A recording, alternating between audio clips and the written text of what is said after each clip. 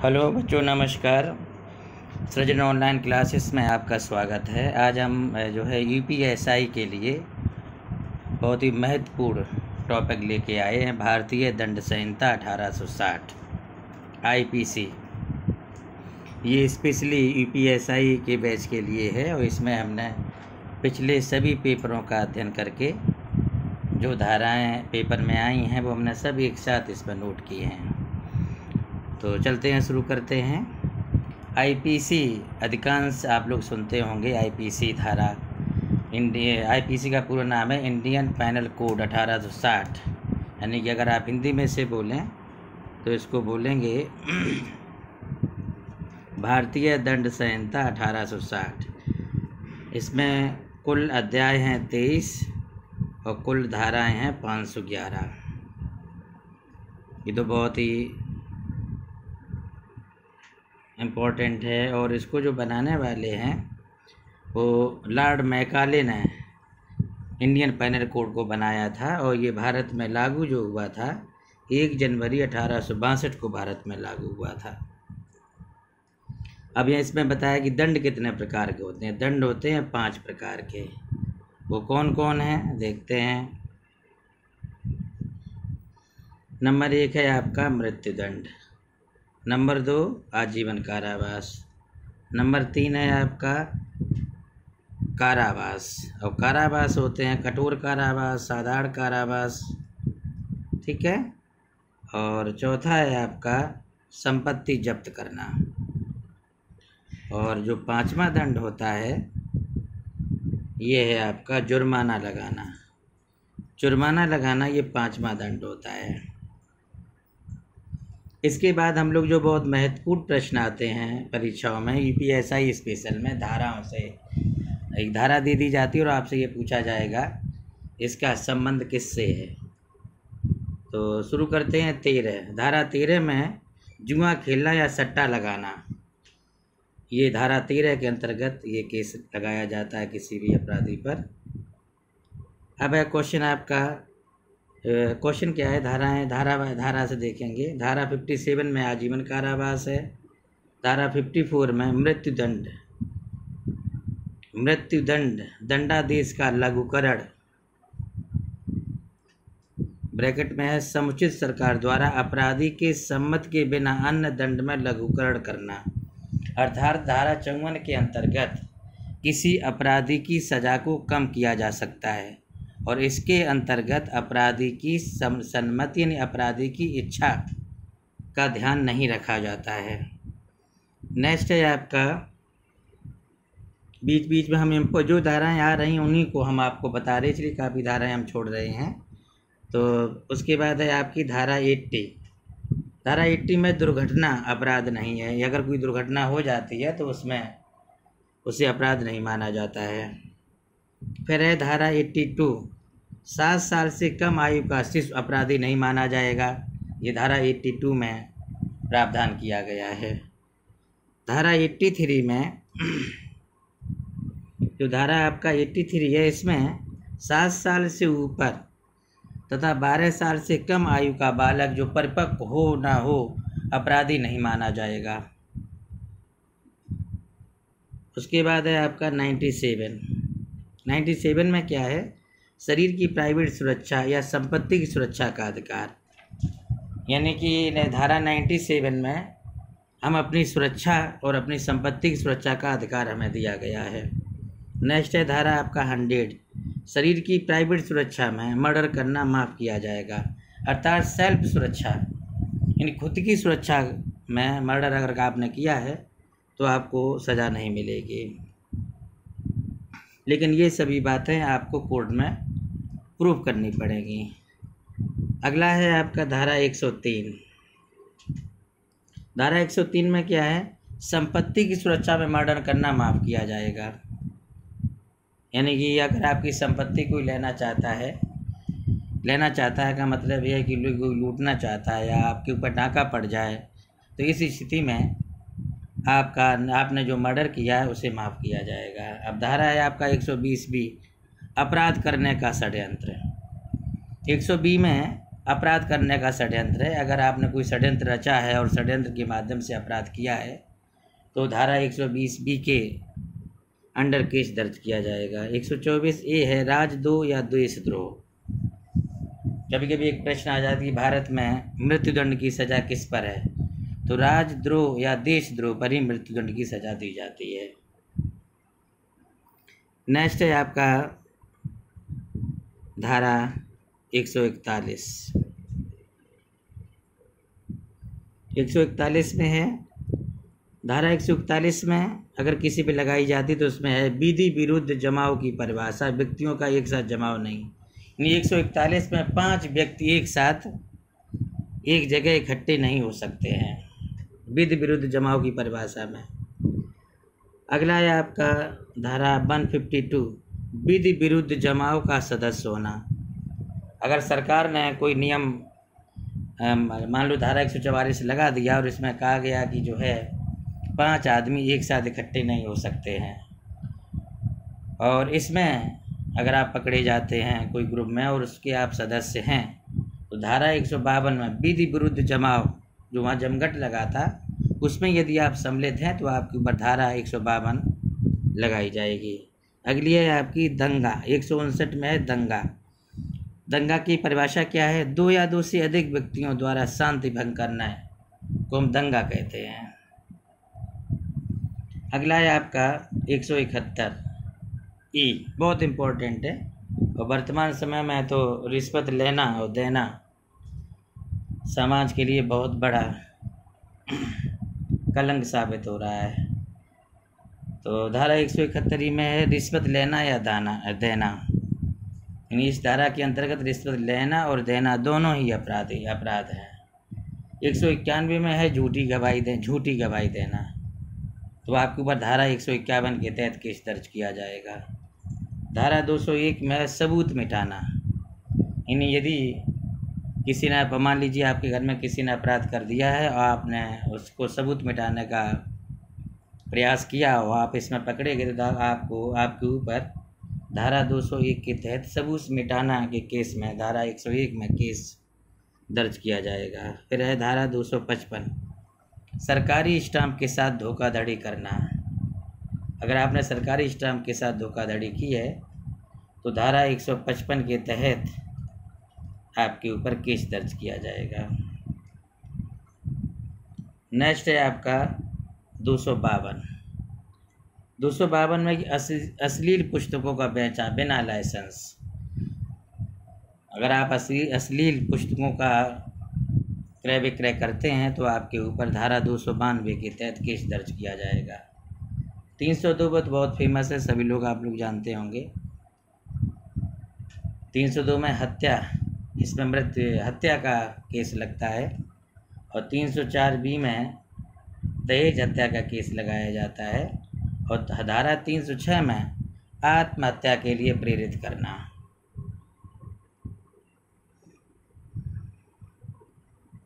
अगला है आपका 307 की भी जानकारी आप लोगों को होगी। 307 में हत्या की कोशिश करना। 309 में है आत्महत्या की कोशिश करना। एक प्रश्न यहाँ कभी कभी पूछ लेते हैं कि कौन सा अपराध है जिसके करते समय अगर आप अपराधी या व्यक्ति पकड़ा जाता है तो उसे सज़ा दी जा सकती है, परंतु यदि उसने ये अपराध पूरा कर लिया तो उसको सज़ा नहीं दी जा सकती है। तो वो यही है बच्चों 309 आत्महत्या की कोशिश करना। ये भी एक अपराध है और अगर आत्महत्या करते हुए पकड़े गए तो आपके ऊपर कानूनी कार्रवाई की जाएगी, और यदि आपने आत्महत्या कर ली यानी कि आपकी मृत्यु हो गई तो फिर इसके ऊपर कोई कार्रवाई नहीं की जा सकती है। अगला है आपका 310 ठगी करना। धारा 312 है गर्भपात करना या करवाना, दोनों अपराध है और इस विषय में पकड़े जाने पर धारा 312 के तहत आपके ऊपर केस दर्ज किया जाएगा। फिर है धारा 323 चोट पहुंचाना। नेक्स्ट अब आएंगे धारा 324 हथियार से चोट पहुंचाना। 325 में बहुत अधिक घातक चोट पहुंचाना। धारा 326 बहुत इम्पोर्टेंट है कि तेजाब फेंकने में दोषी होने पर कम से कम 10 साल की कैद और अधिकतम उम्र कैद है। तो वर्तमान समय में बहुत ज़्यादा तेजाब फेंकने के केस मिल रहे हैं। ऐसे लोगों पर धारा 326A के तहत मुकदमा दर्ज किया जाता है और जब किसी अपराधी के खिलाफ केस में ये प्रूफ हो जाता है कि किसी व्यक्ति के ऊपर तेजाब फेंका है तो उस व्यक्ति को कम से कम 10 साल कैद अथवा अधिकतम उम्र कैद की सज़ा हो सकती है। फिर है कि 354 स्त्री लज्जा भंग करना। अगर स्त्री लज्जा भंग, अगर आपने स्त्री के कपड़े उतरवाने पर विवश किया, उसकी इंसल्ट की, तो आपके ऊपर धारा 354 के तहत केस दर्ज किया जाएगा।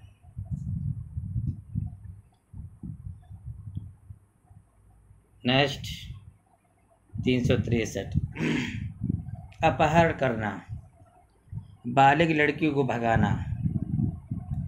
तो इसे अगर आप ये केस लगता है तो धारा 363 के तहत संबंधित व्यक्ति पर केस दर्ज किया जाएगा। अब है धारा 364 अपहरण करना या कैद करना जिससे मृत्यु हो जाए।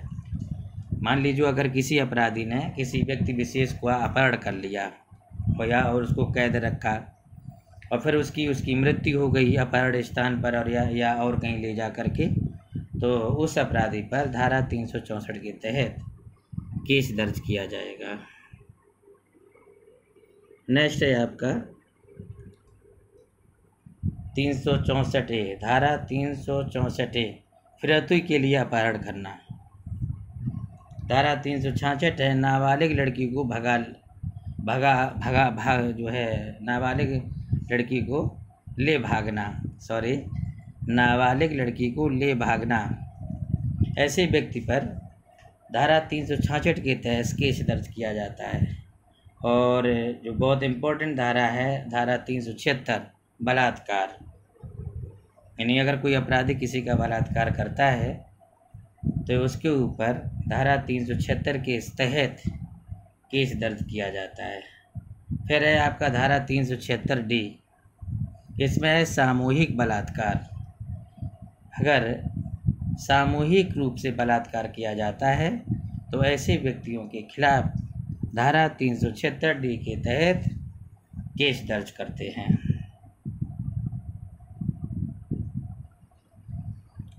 नेक्स्ट, ये भी बहुत इम्पोर्टेंट है, धारा 377 में अप्राकृतिक संबंध बनाना। फिर है आपका धारा 378 में चोरी करना। अगर आप चोरी करते हैं तो धारा 378 के तहत पुलिस वाले केस दर्ज करते हैं।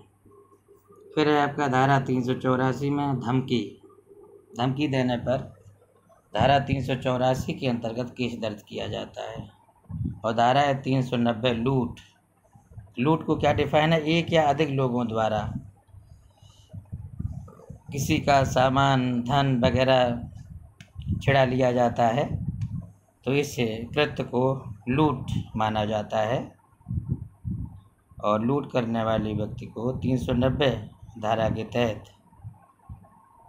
केस दर्ज किया जाता है। नेक्स्ट है आपका 391 में क्या है, डकैती को परिभाषित किया गया है। डकैती क्या होती है, 5 या अधिक लोगों द्वारा डकैती को अगर आपका धन या आपके घर में कोई छापा पड़ा है, चोर वगैरह आ गए धन को लूटने के लिए 5 या अधिक लोगों द्वारा, तो ये मामला डकैती का बनता है तो धारा 391 के तहत केस दर्ज किया जाएगा। अगला क्वेश्चन है आपका धारा 396, डकैती के समय मृत्यु हो जाए तो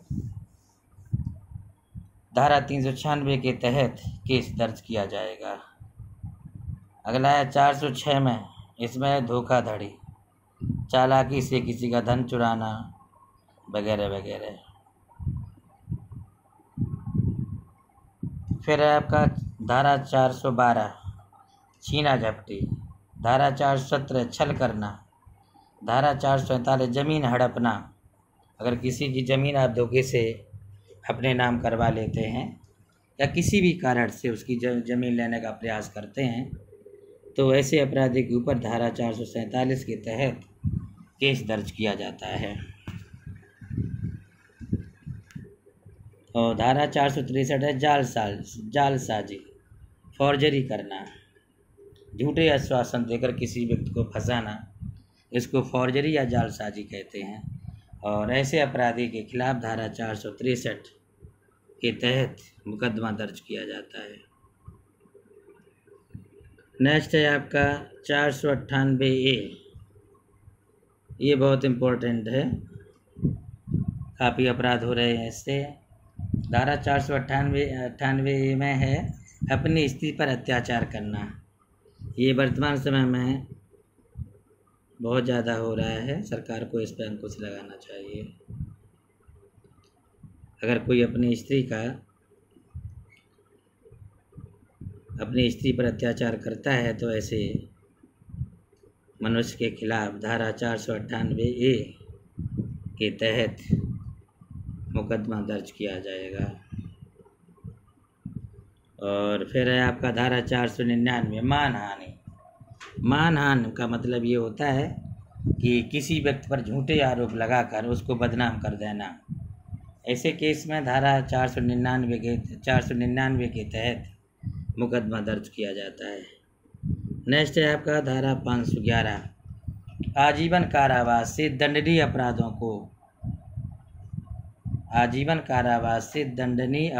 को करने के प्रयत्न के लिए दंड दिया जाता है। अब इसमें एक इम्पोर्टेंट नोट आपका है महत्वपूर्ण, इसे आप देख लें।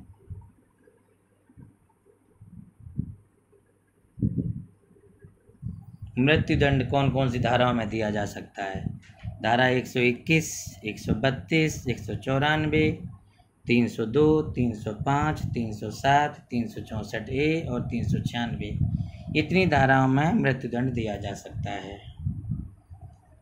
ठीक है बच्चों, ये EPSI के लिए क्वेश्चन है, मैंने काफ़ी मेहनत करके इनको बनाया है।